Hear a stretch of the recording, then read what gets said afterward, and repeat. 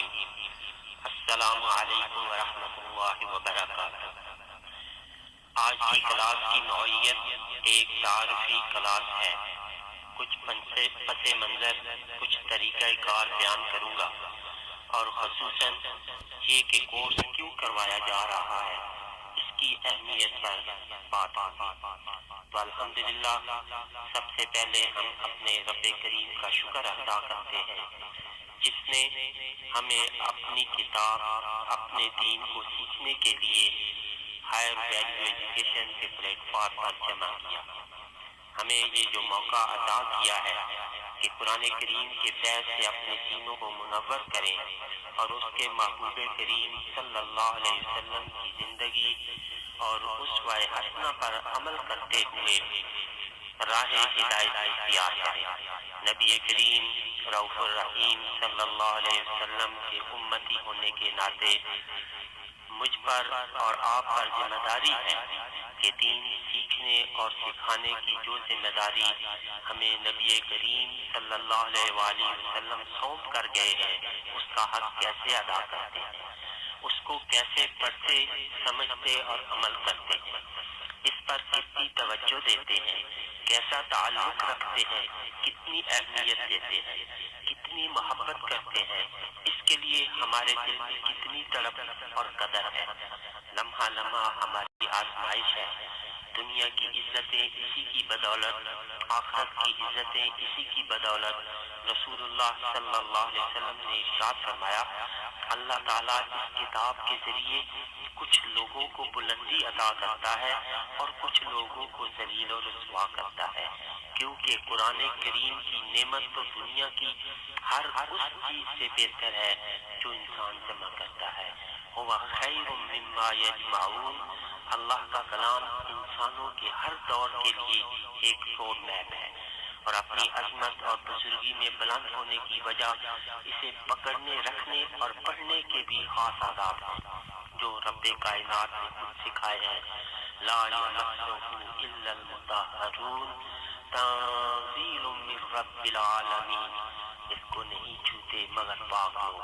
یہ پاکیزگی ظاہری بھی ہے اور باطنی بھی، اور اندر کے پاکیزہ ایمان کی بھی علامت ہے۔ پھر فرمایا وَإِذَا قُرِئَ الْقُرْآنُ فَاسْتَمِعُوا لَهُ وَأَنصِتُوا لَعَلَّكُمْ تُرْحَمُونَ۔ جب قرآن پڑھا جا رہا ہو تو اسے پوری توجہ سے سنو اور خاموشی اختیار کرو تاکہ اللہ کی رحمت کا تم پر نزول ہو، اور یہ خاموشی اور توجہ ظاہری بھی ہو اور اندرونی خیالات بھی اور سوچ کی بھی۔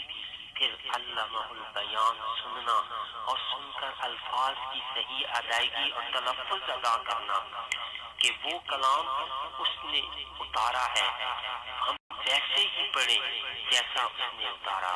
الذی علم بالقلم، استاد نے قلم کے ذریعے سکھایا، تو اس کے لیے نوٹس لینے بھی ضروری ہے کیونکہ علم قلم کے ذریعے پہنچا اور بعد میں تکرار بھی کی جا سکے۔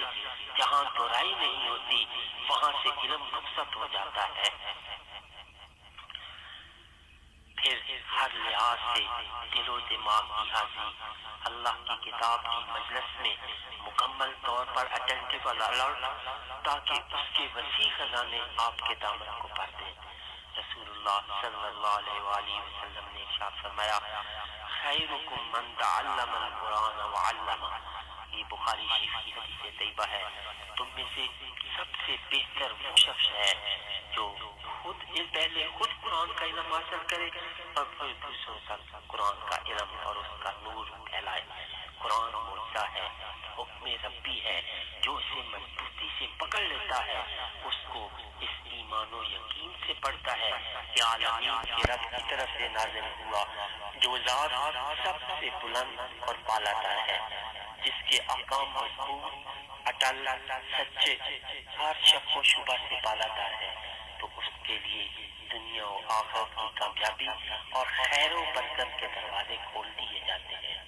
پہلے انبیاء کی وحی اور قرآن کریم میں فرق یہ ہے کہ پہلے انبیاء پر اللہ کا کلام الہام ہوتا تھا اور انبیاء اپنے الفاظ میں اپنی امتوں تک اسے پہنچاتے تھے، یا جو ہے وہ انہیں کتابی شکل میں عطا کیا جاتا تھا، یکمشت ادا کرتے وہ عطا فرمایا جاتا تھا۔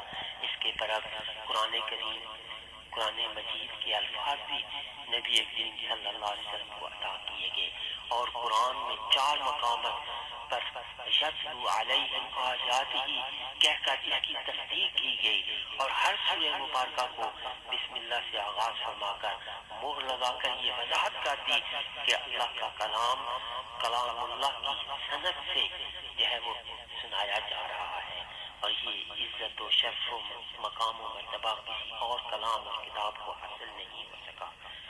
میں پچھلے چند سالوں سے قرآن کریم کی جو خدمت کر رہا ہوں اور جس کے لیے علوم القرآن کی کتاب لکھی گئی ہے، اس کا مقصد نبی کریم صلی اللہ علیہ وسلم کی اصل دعوت، اصل پیغام کی آیات کو ایک جگہ جمع کرنا مقصود تھا۔ اگر ان آیات سے قرآن کریم سیکھنے کا آغاز کیا جائے تو نہ صرف قرآن کریم کے اصل پیغام، اصل میسج، خلاصے اور نچوڑ سے آگاہی حاصل ہوتی ہے، بلکہ بعد میں جب انسان مکمل قرآن کریم سمجھ کر پڑھا جاتا ہے تو وہ سیدھا دل میں اترتا ہے۔ سوال یہ پیدا ہوتا ہے کہ قرآن کریم پڑھنے کا مقصد کیا ہے؟ اس کا جواب خود قرآن کریم دیتا ہے کہ اس کا مقصد آخرت کی فلاح ہے، جنت کی کامیابی ہے، اور جہنم یعنی برے انجام سے بچنا ہے۔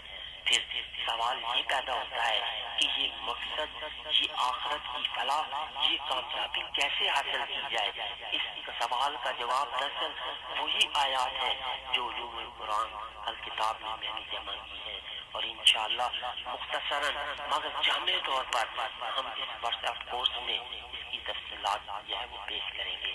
یہ بات یاد رکھیں کہ یہ دنیا آزمائش کی جگہ ہے، اور اللہ نے ہر انسان کو آزادی دے رکھی ہے کہ وہ اچھائی یا برائی کا خود انتخاب کرے، اور اس کے انتخاب کا ہی آخرت کا حساب و کتاب ہوگا۔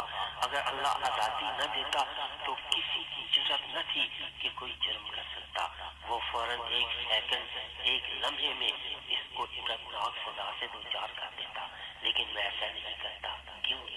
اس کی پلاننگ، اس کی سکیم کا یہ حصہ نہیں۔ دنیا کو جس پلاننگ کے تحت اس نے بنایا، اس کا تقاضا یہ ہے کہ آزادی اور ارادے کا اختیار انسان کو دیا جائے، تاکہ جنت جو اللہ کا بہت بڑا انعام ہے، اس نے جو ہے وہ چنے ہوئے لوگ جائیں جو اپنی مرضی اور ارادے سے اللہ کا راستہ اختیار کرتے ہیں۔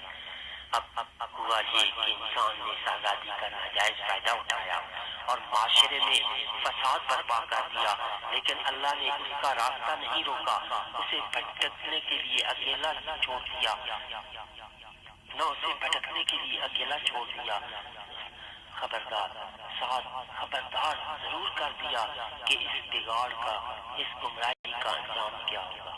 اس کے ساتھ اس کی رہنمائی کے لیے اسے 3 ایسی چیزیں عطا کر دی جن کے ذریعے اسے اللہ سبحانہ وتعالیٰ کی مرضی کے مطابق زندگی گزارنا آسان ہو جائے۔ ان میں یہ ہے وہ ایک حواس خمسہ، دوسری عقل، اور تیسری وحی، کیونکہ حواس دیکھنے، سننے، سونگنے، چکھنے اور چھونے کی حص، کیونکہ حواس ایک حد تک کام کر سکتے ہیں، اس کے بعد عقل کام کرتی ہے، مگر عقل بھی ایک حد تک ہے۔